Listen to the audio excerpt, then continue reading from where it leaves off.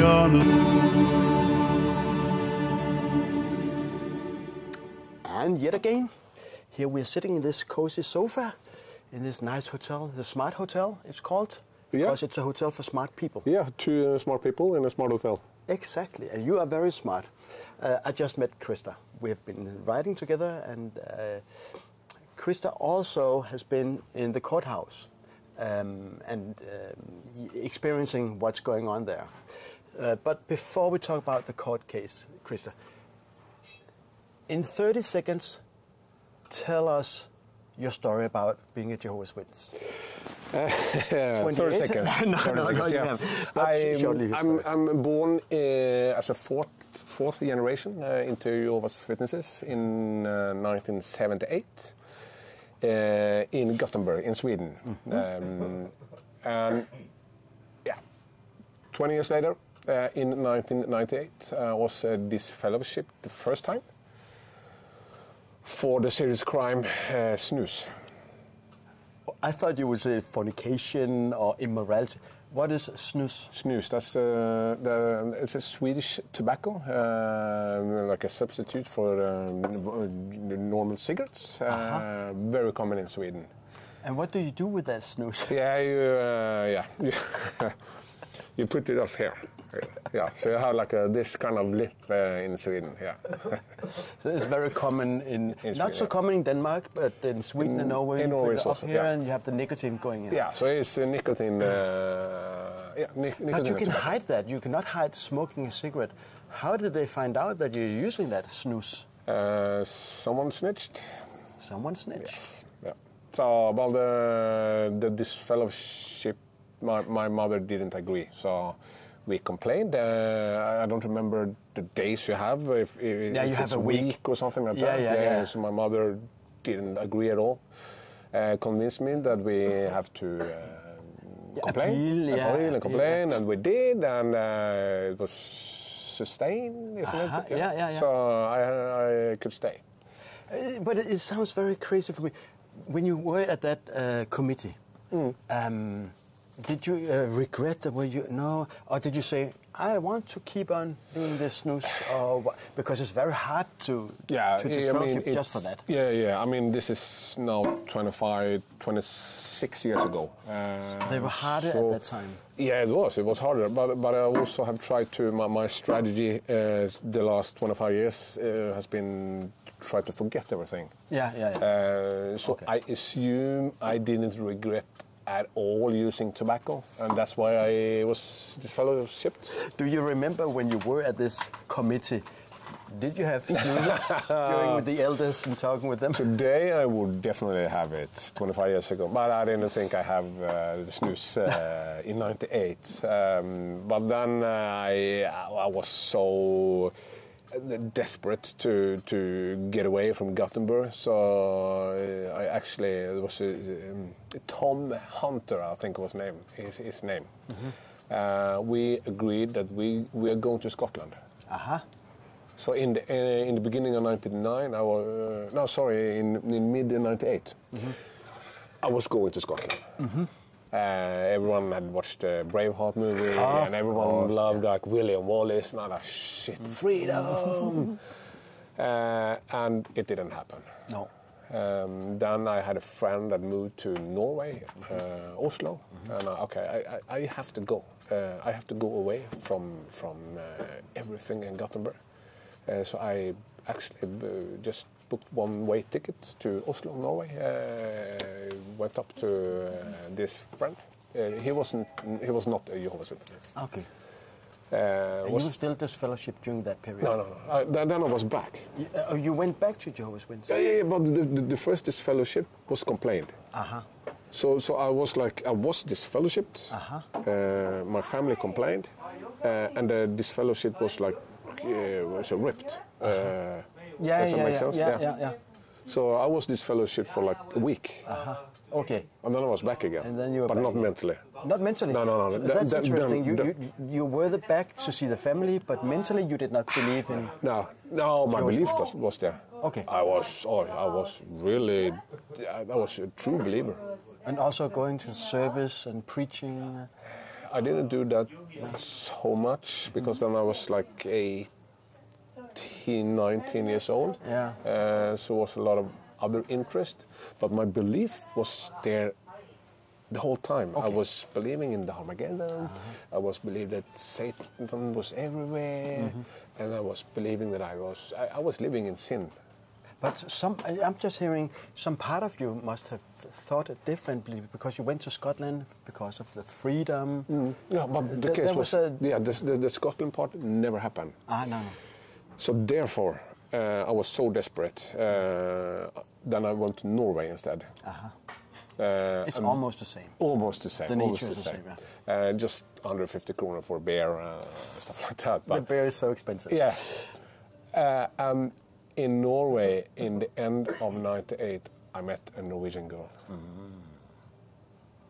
I fell in love, and after a couple of months, somehow the elders in Gothenburg had the knowledge that I had met a girl in Norway. But how? I have someone snitching on you? Yeah, you must have. I have no idea. And this leads up to the disfellowship number 2. Because you were not married.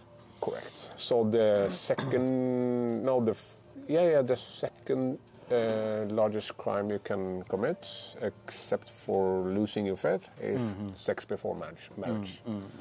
But did you attend the meetings with the Jews in Norway? Not in Norway.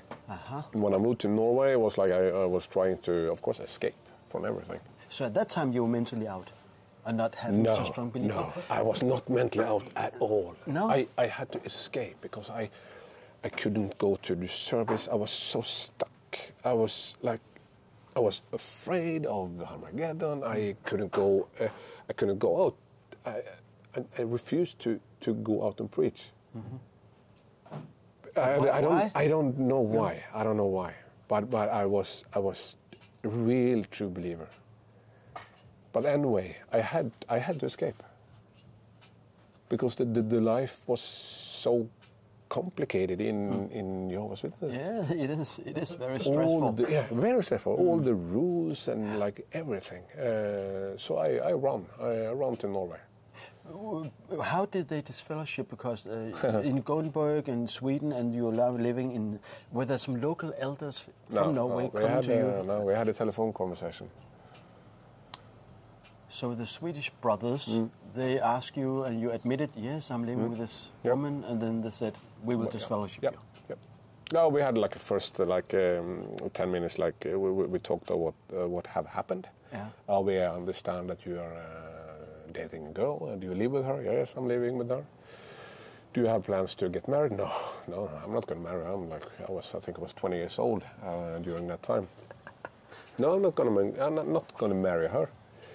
And then they said, we have to have a separate conversation, us three, but you know what's going to happen? And I said, yes, I know what's going to happen. And we hang up I think it was just a couple of minutes. It was maximum 5 minutes later, they called back. The decision is made. Yeah, the decision is made. If you had the knowledge and the age you have now, I don't know, how old are you? 45. 45, okay. You look like 35. If you had the knowledge now, would you still be that honest? I mean, getting this phone call, if you just refused to answer, they could not, this fellowship said, I cannot answer that question, or just hang on. There is something, that's my best advice out there. Do not take that conversation. Yes, don't go to the meetings. Yep. But still, there are disfellowshipping in absentia. I heard the story also, because if there's proof... That wouldn't happen then, because during the 90s you had to have the talk. So I don't think anyone was disfellowshipped in absence during the 90s. No. We have cases of that in Denmark. In absence, they're being disfellowshipped. Yeah, but that's like nowadays, isn't it? Probably, I don't know. No matter what. You got disfellowshipped, and did you call your parents and say, Mom and Dad, I'm getting disfellowshipped, and then you lost the contact? I don't remember. No. it's so much from that time. I have what you call, in Norwegian you call it fortrengt.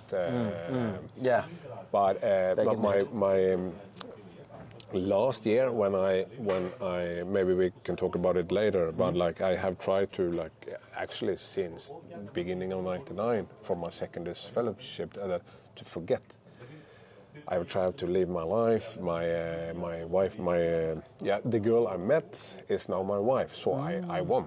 Yeah. I have 3 kids for her. I have a Corona dog. So I know I won every game. But I have tried to forget my past from the Jehovah's Witnesses until last year. Then I had to start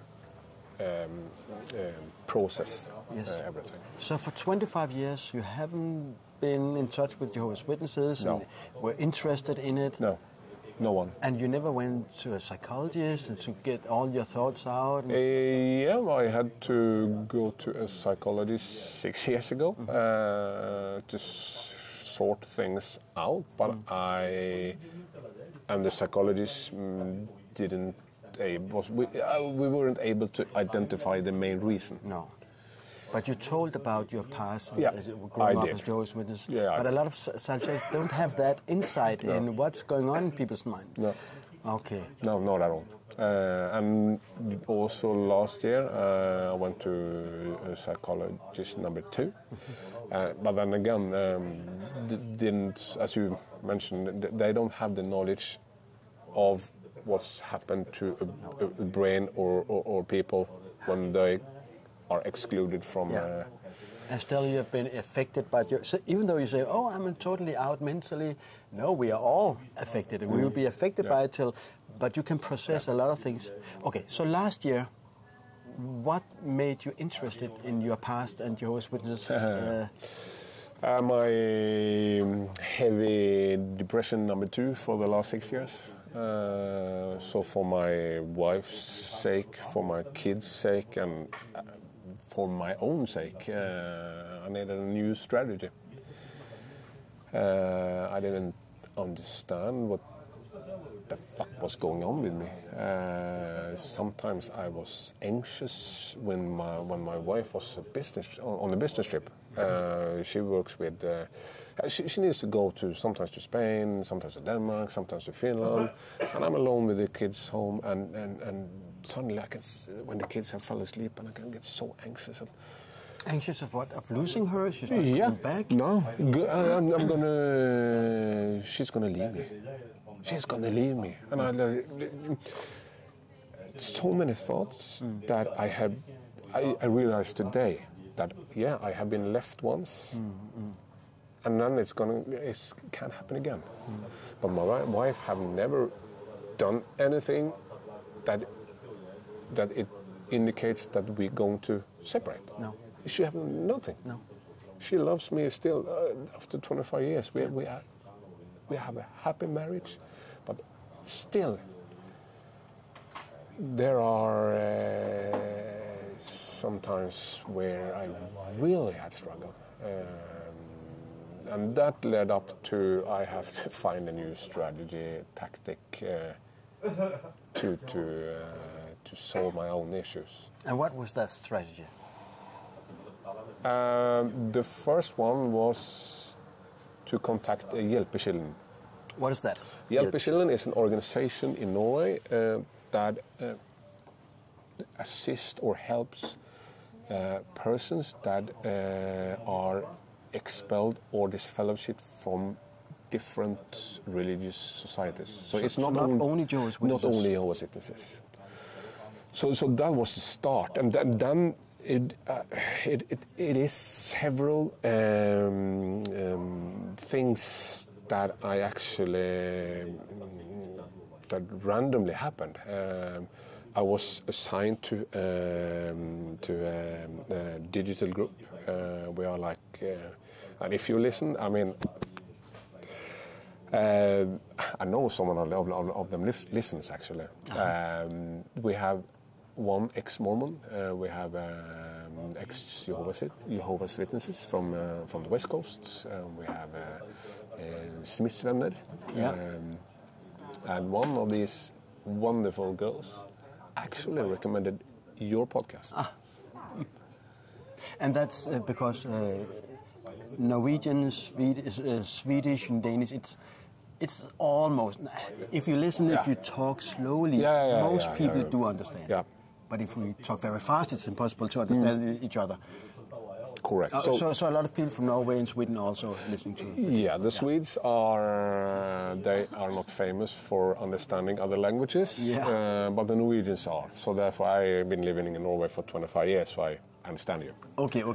But in this digital group, you have to listen to a guy called Frank. And I mean, I need every help I can get, because that was the first step to where I am today. So I was assigned to this digital group. I think I had attended like one meeting where we discuss. There's one main topic, and then I downloaded your podcast and understood one main thing. We that are born and raised in Jehovah's Witnesses, we know that the biggest sin we can commit is to lose our faith. That's the worst thing. Or independent thinking. Yeah, independent thinking. You have to think God's thoughts. That's the worst thing. The second most dangerous thing you can do is to have sex before marriage or outside marriage. Yeah. But there's one thing that actually can, overrule. Yeah. It is to reach out for other ex-Jehovah's Witnesses. Yeah, the apostates. And I haven't really thought about it. I know the two, like in 2000 and 2001, that where I still was like in a reflecting stage of my life. I remember I was still afraid of Armageddon. I was still afraid, and I knew that I was living in sin. So I still had the belief, and I think at that stage in my life, I also knew that I cannot make contact with other ex-Jehovah's Witnesses. Yeah. But today, that's the best thing I ever done the last 25, except for getting married and having kids and stuff like that. But due to my own mental health and my own process and my progression in life, reaching out to other ex-Jehovah's Witnesses, starting to listen to all the stories you had in your podcast, I was like, shit, I'm not alone. I'm not alone. Yeah. And there was so many. I've always believed that my story is not exceptional. I mean, it is exceptional. Yeah, but that's what you think. That's what you think. It is as important as any story. Yeah, you don't have to say, I have been, your story is very, very important. Do you remember, after 25 years, you were still affected over the apostates, the evil apostates.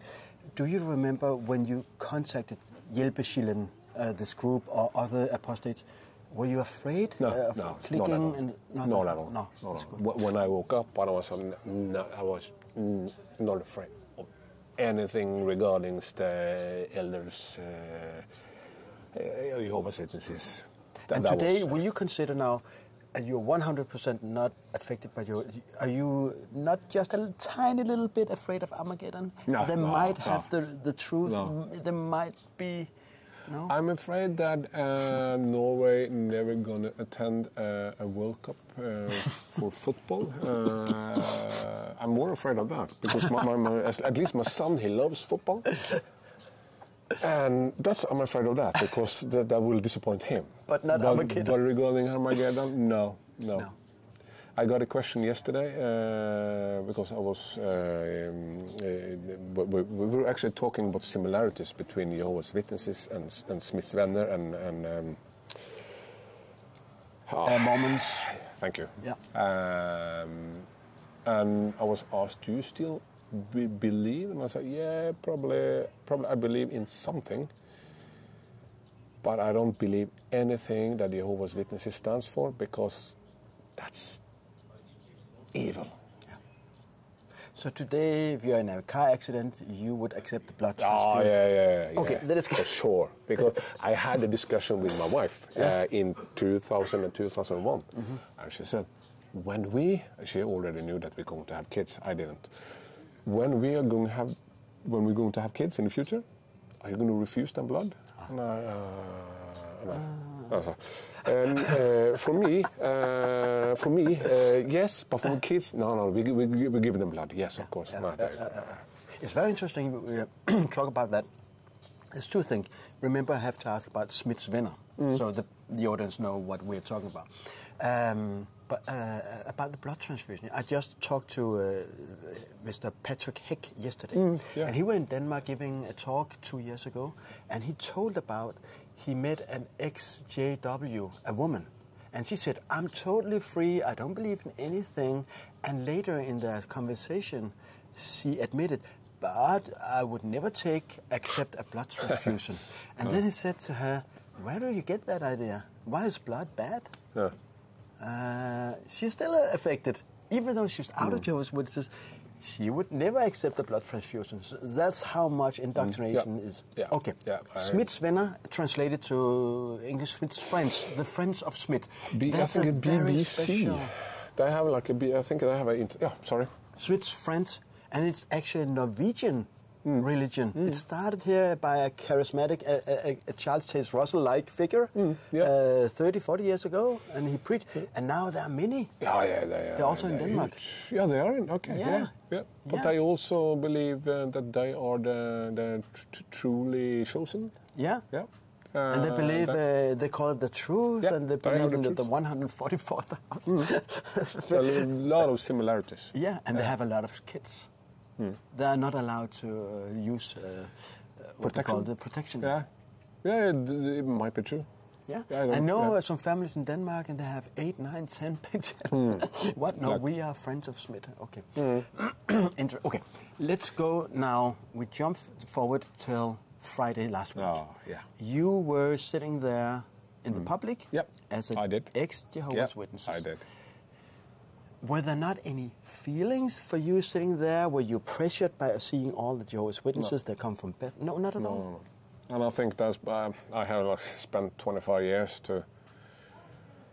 to start reflect. So I mean, I don't recommend anyone to wait 25 years because that's just sad. It is. But okay, I was ready last year for my own journey. But no, I decided, I started to, actually in this, we referred to Hjälpeskilden earlier. And what is Hjälpeskilden? We talked about it, but you also have like a Swedish version, Hjälpkällan.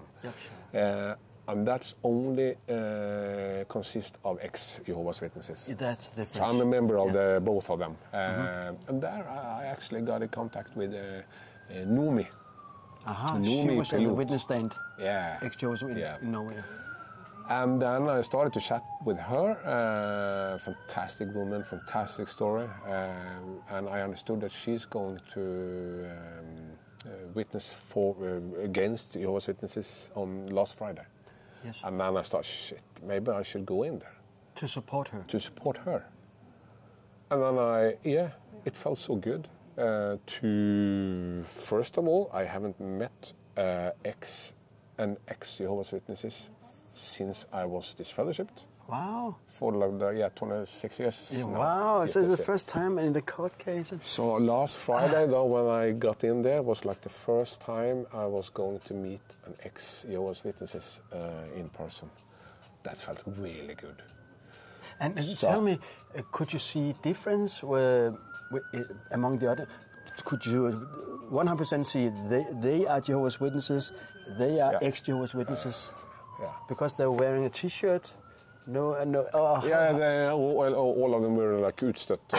No, they were so. You could tell. Because by the dressing? No, by the dressing, but also by the personality, like the body language. It was very. You start up like at 9 o'clock in the court. Yeah. That was like the first witnesses. I'm going to tell the truth and stuff. But they opened 8 o'clock. And last Friday, I was there like 2 minutes past 8. And that was a weird. What is it? What am I going to say? You saw all these Jehovah's Witnesses were standing in line. It looked like they had like being instructed. Yes, thank you. Like you had to be there 8 o'clock, and they were standing in line and were like rushing in to row one. Like going to a meeting in the Kingdom Hall. And then you saw like the other like really nervous, the ones that are going to testify, but otherwise relaxed and like you got like eye contact, and I met them know me, and I went to her and gave her a big hug, and you're gonna fix this, and then Jan Frode came. Oh, hey, nice to meet you, and it was so warm. You felt actually love there from that community. Yeah, definitely. The ex-Jehovah's Witnesses was so amazing. For my sake, when I came into the courtroom, saw this Jehovah's Witnesses rushing in, and then like all ex-Jehovah's Witnesses, so much love and smiling and laughing. It was amazing. For my own journey, it was amazing to first meet other ex-Jehovah's Witnesses, and then also see the personality and warmth and kindness to all of them. But you couldn't feel that warmth from Jehovah's Witnesses. No, not at all. First, I didn't know what to expect actually. No, and I don't know what to expect. So tell me what to expect tomorrow. I don't know if it's any witnesses tomorrow, but on Friday the first witnesses was from the Jehovah's Witnesses. And I had no idea who he was, and the only person I knew was Naomi. I think she was third or fourth. So they're shifting one witness is ex-Jehovah's Witness, the next. Okay. No, the first one was Jehovah's Witnesses, and the rest of them was ex-Jehovah's Witnesses. Okay, it's a funny combination. And this Kåre something. It's a Jehovah's Witness. Kåre, yeah. I think he was really high up in the hierarchy. Maybe from Bethel. Yeah, but he also been in Denmark. Yeah. He was Scandinavian branch. Yeah, he was high up. Wow. That was the first testimony I listened to. So I knew the main topic is the exclusion practice. And for me, that it was this year, 26 years ago, I still remember it. I'm not hurt today like I was then, but I still remember how it was to lose my mother, father.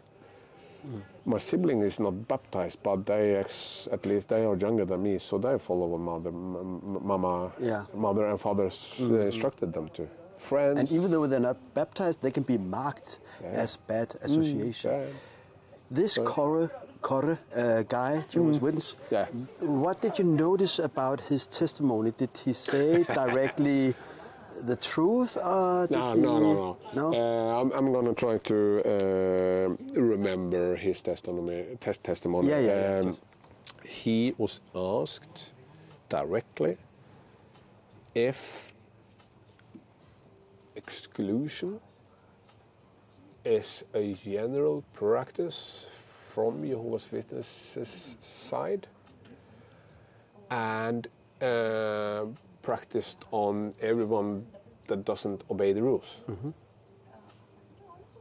And if I remember correctly, also the defense or the government. The defense is Jehovah's Witnesses. The government showed from the literature, where it says that if a person starting to lose faith or don't obey the rules, he needs to be expelled. Because otherwise the rest can be influenced by But anyway... did he use the Bible and read scriptures? Yeah. Did he? Yeah. He took up the Bible, so it's in the Bible. Wow. Yeah, and he also said, I mean, the government said, I mean, it says here, you have to exclude a person. And he said... The governing body. The government said, yeah. And they showed on like a screen that from the literature. I don't remember which literature, or if it was the... I don't remember if it was the Eldste Boken or Hyrdeboken. The flock. Yeah. I don't remember which literature the government body showed from, but they showed at least two different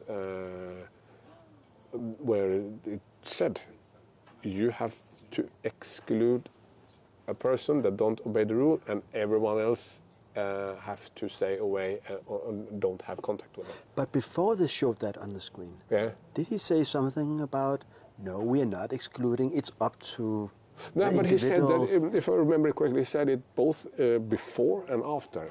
And the main reason his main argument is, no, we don't have like a general policy that Jehovah's Witnesses cannot have contact with excluded persons.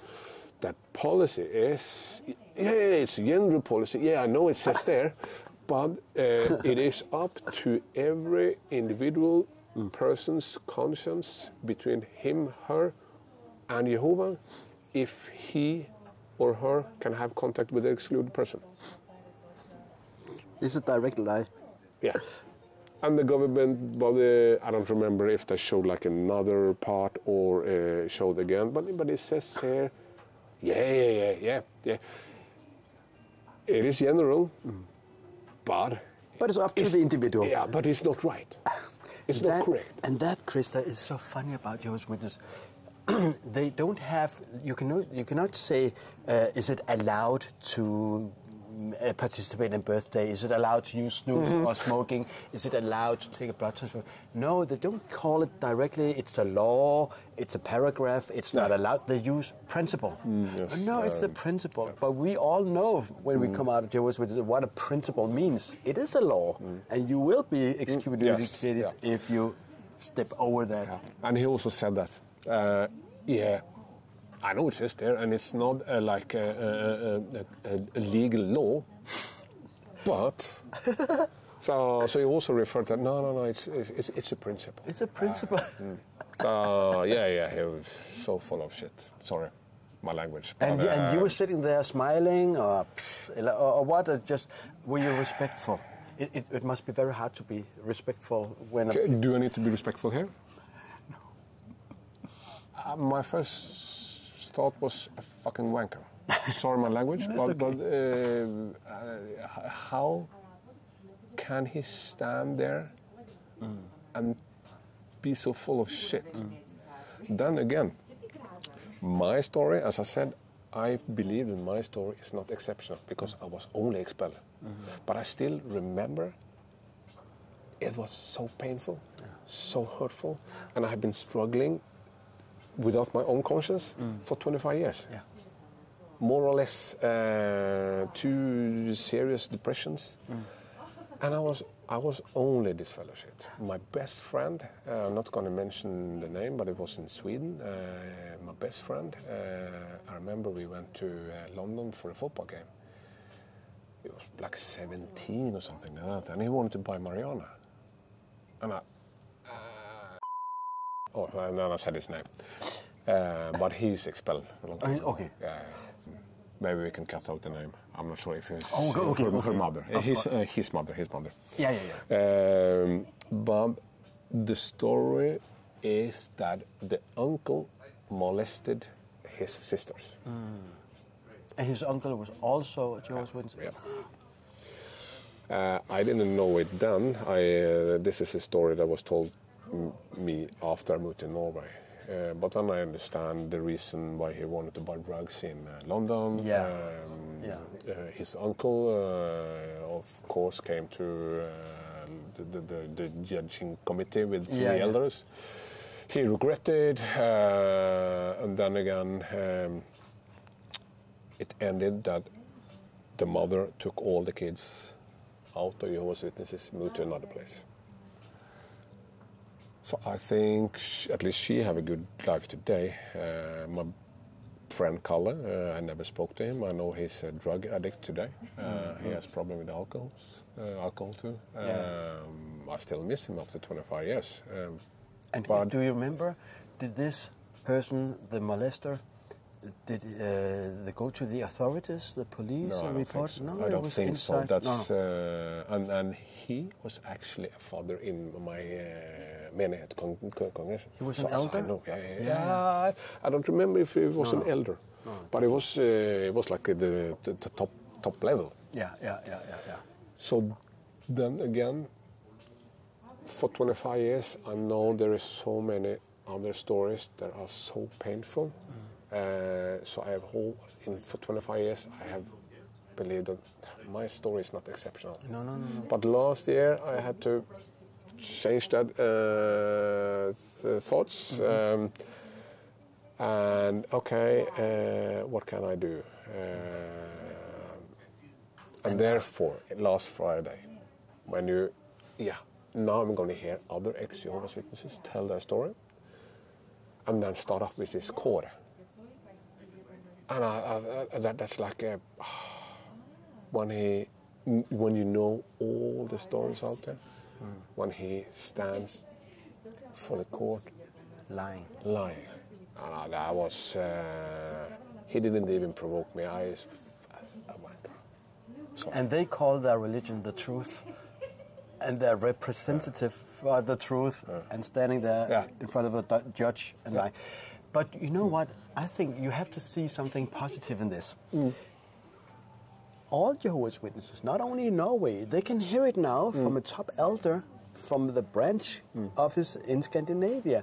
No, it's up to the individual. It's general. It's just a principle. We know it says that in the Watchtower article. We know the videos showing shunning and so on. But it's up to you to do it. That's a positive thing, because that should be out in the newspapers all over. You know what, Jehovah's Witnesses? Listen from your own guy from the top of the organization. He says it's a principle. It's up to you. Yep. Yeah, he said it. At least, I mean, he's like a main top guy for Scandinavia. So at least in Scandinavia, then. Yeah.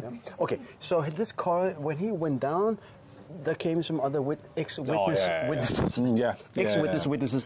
The next guy was really interesting. I have Googled Rolf Furuli. Yeah. And I actually sent him an email and asked him when this court is going to, or this case is going to happen.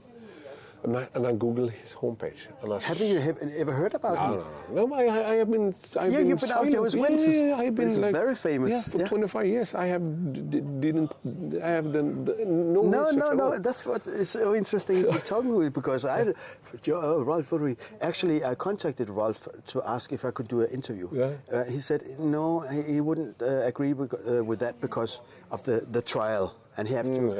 It might affect in a bad way. So maybe later. We hope so. Yeah, a fantastic guy. I Googled him and saw his homepage, and I said, "Wow, okay, you are a truly believer." Yeah.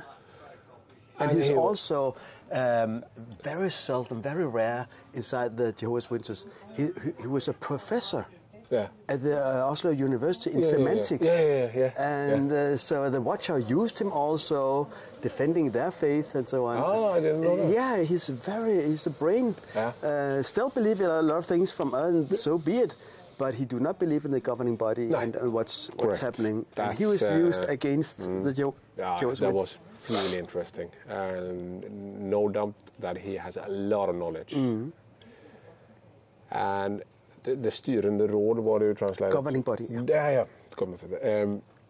That's he said. I don't remember how many points or numbers he said, but he said like the number. It was regarding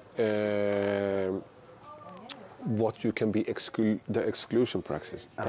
He mentioned, like, you have like 44. Yes. And 33 of them are made up by the government body. I don't remember the exact. It's true. No. 99% are made up. And it's true. And shit, I wasn't aware.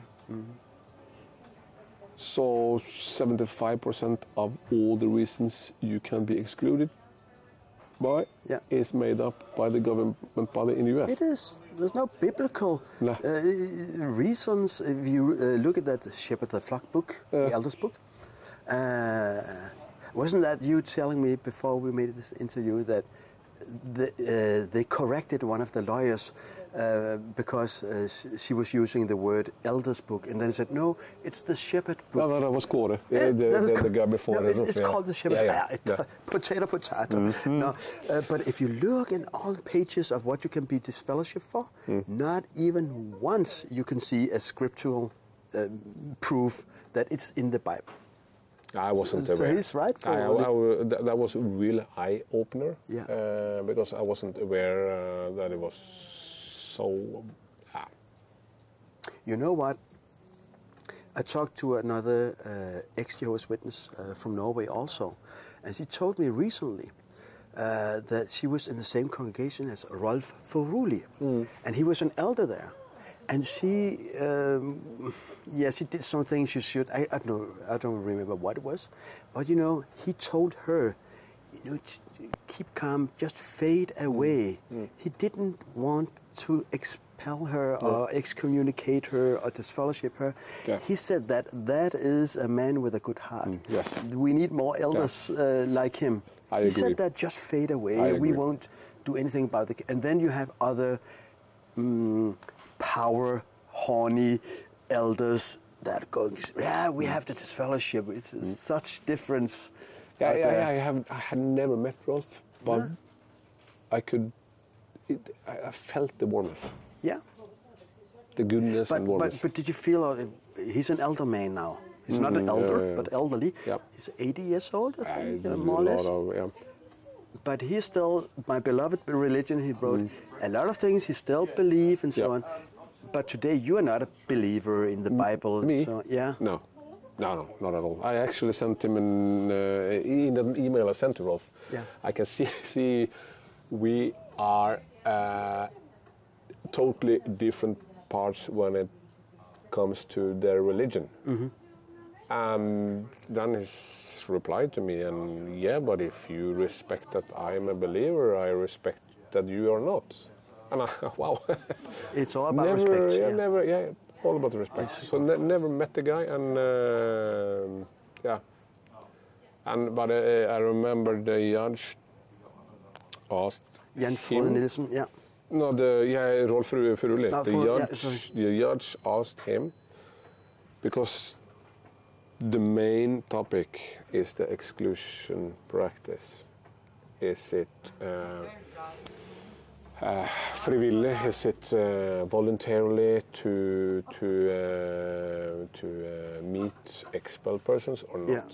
Yeah. We know if we were Jehovah's Witnesses, we would never be able to talk to. So we know it's not voluntary. So they just asked Rolf Furuli, have you been to a judging committee to expel a person that have been in contact with an expelled person? That's an interesting question. Very important, yes? Yes, he said. And he said yes?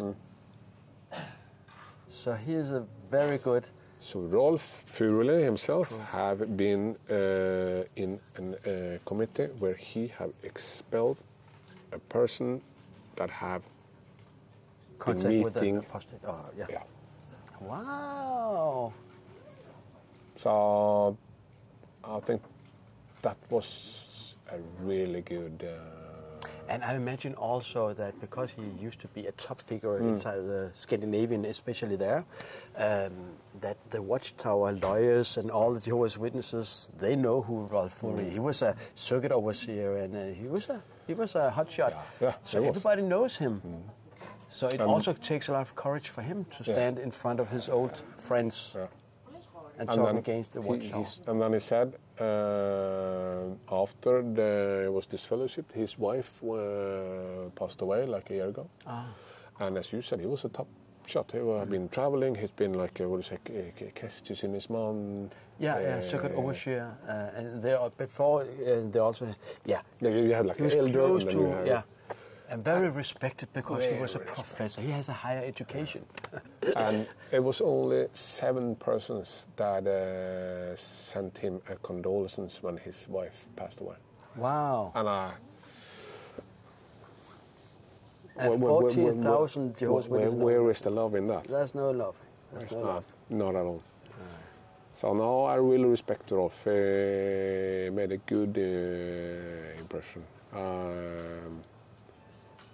And he started also up with saying, I don't have I have no faith at all in the student road. Or you said governing body. I have no faith at all in the governing body. Now why? Because I have studying the Semitic languages. Yeah, precis, So I know the Bible. Yeah. They don't. No, it's true. And Good, Rolf. Can you imagine Stephen Led studying semantics? Yeah. He doesn't understand 2 plus 2. It's 5. So, okay, let's just round this off by asking the very, very most important question of them all. When the decision comes this Friday, in 3 days, who do you think is going to win this case? Objectively, not colored, but what you hope. But what you have listened to now, until now, talking to others... Then again, I have only heard Kåre from the Jehovah's Witnesses side. I haven't heard the other ones. And then I heard, I think it's 9 testimonies for the government. So I may be biased because of that. But I think the government has a strong case. This fellowship, that there is no,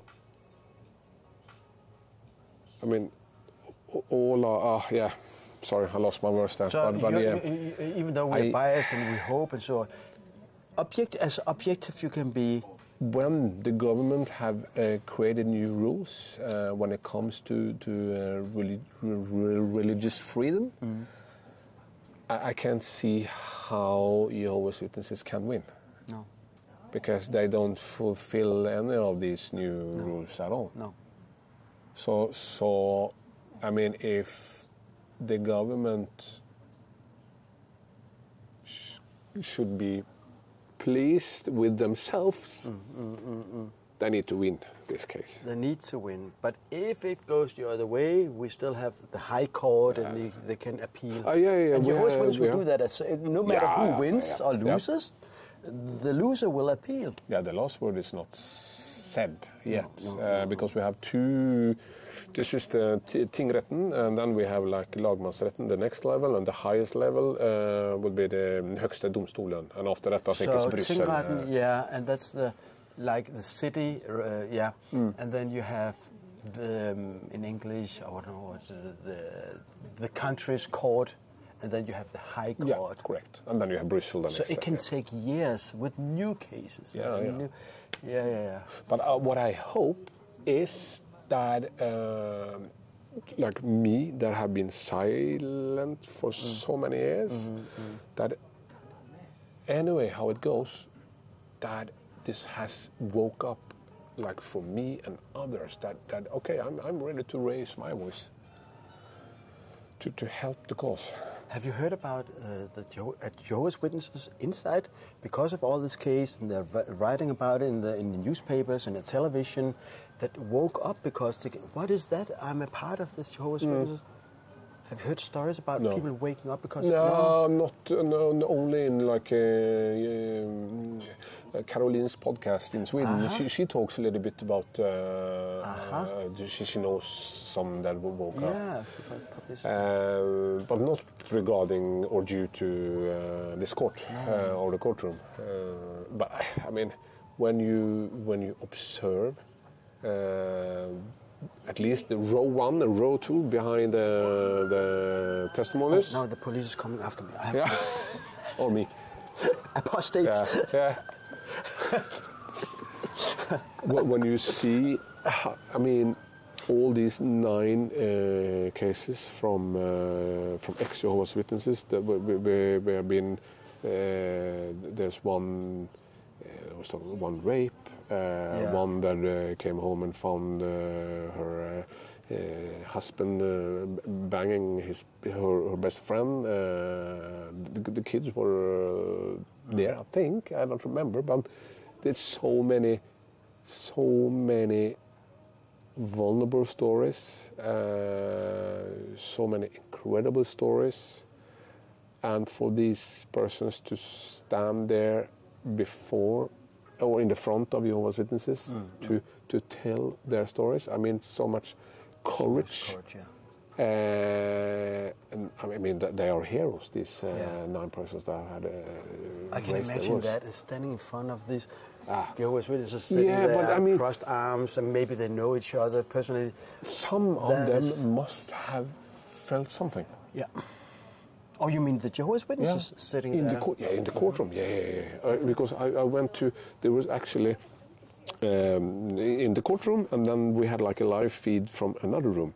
So I went to the other room, and then we had like a white screen, and you could see all of the faces and the body language, and you saw the Jehovah's Witnesses like, and this girl was, I was raped, and like all we, I'm like, shit, what did you say? And the Jehovah's Witnesses like, no. Just a facade, no feelings at all. No feelings at all. No. At least one of them must have felt something. But they're not allowed to show it. I know. But you're right. When they go home, sleeping on it, thinking in their thoughts. Yeah. And thank you very much, Krista, for too. coming and giving your testimony. You Praise too, the Frank. Lord. Hallelujah. Testify. And one last thing. Yeah. I live outside Oslo. Yeah. So if anyone close to Oslo needs someone to tell their story, send you and then pass it to me. I mean, no problem at all. No. So and again, thank you for your work. I mean, you. No, I'm just a microphone holder. Frank, you make a difference. You make a difference. Maybe. Yeah, you do. But I still have the most respect for people who dares to go forward, and because it costs so much. And you said that before. In the beginning, we talked that it's very interesting. You notice that Jehovah's Witnesses don't show feelings, just coming in, being instructed, and then you have the ex-Jehovah's Witnesses smiling, loving. And this guy also contacted me. Oh, you're coming to? I know you have a hotel, but you're welcome to stay at my house. So Jehovah's Witnesses are always saying, "Oh, we are the most loving family in the world." No, they're not. You feel that outside Jehovah's Witnesses as much, Yeah. maybe even more. Even more. Yeah. At least. You're a good guy, Krista. Yeah, you too. Thank you. Nice to see you. Yeah, you too. Thank you. Cut it.